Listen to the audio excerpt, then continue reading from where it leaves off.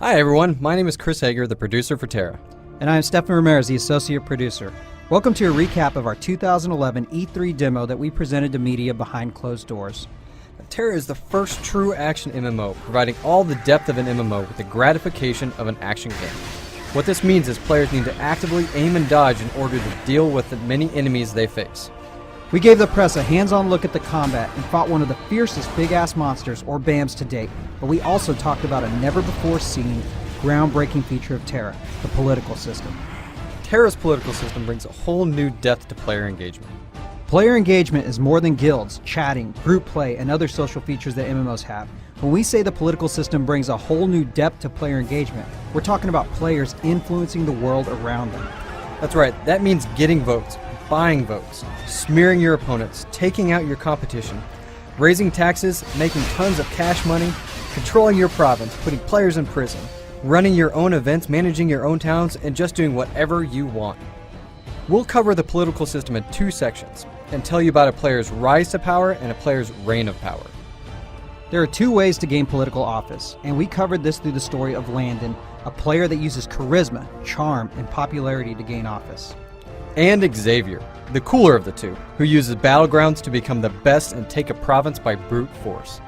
Let's start with Landon, who is a guild leader that was destined to become a Vanarch and rise to power through the popular vote. He used his guild, his committee, to run his election campaign and get the word out to others in many different ways. Come election time, the people know his name, what he stands for, and they vote for him. Landon wins the election in a landslide. Landon immediately gives back to the people that put him there. He lowers taxes in the province, opens up specialty shops, enables skill trainers, and even throws the bad apples in jail. His province is thriving and doing well, and players are coming from all around to see it for themselves. So that's Landon. Now let's talk about the badass, Xavier.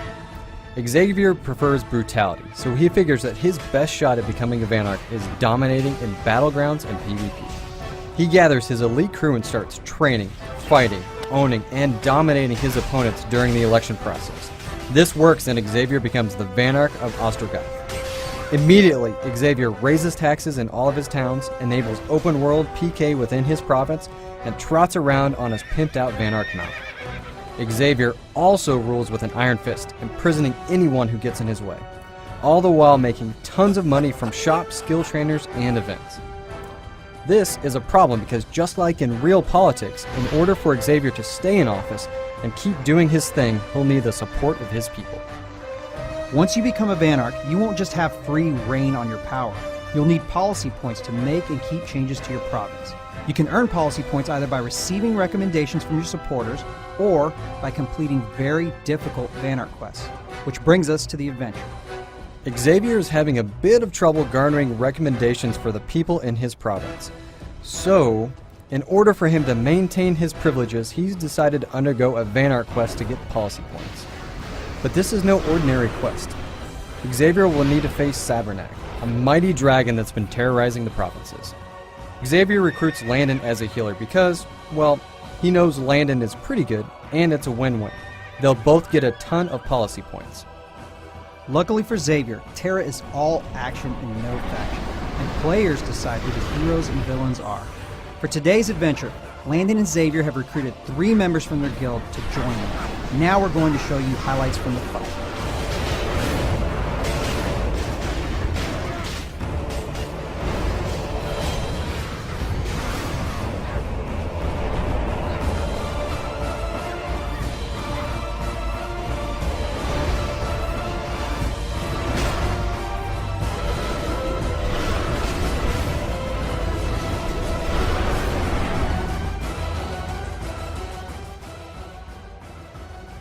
Now you know what we mean when we say Tera is action.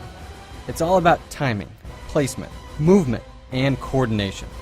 We also covered the never-before-seen, groundbreaking feature, Tera's political system, which offers a whole new level of depth to player engagement and empowering players to change the world around them. And we will see you at PAX 2011.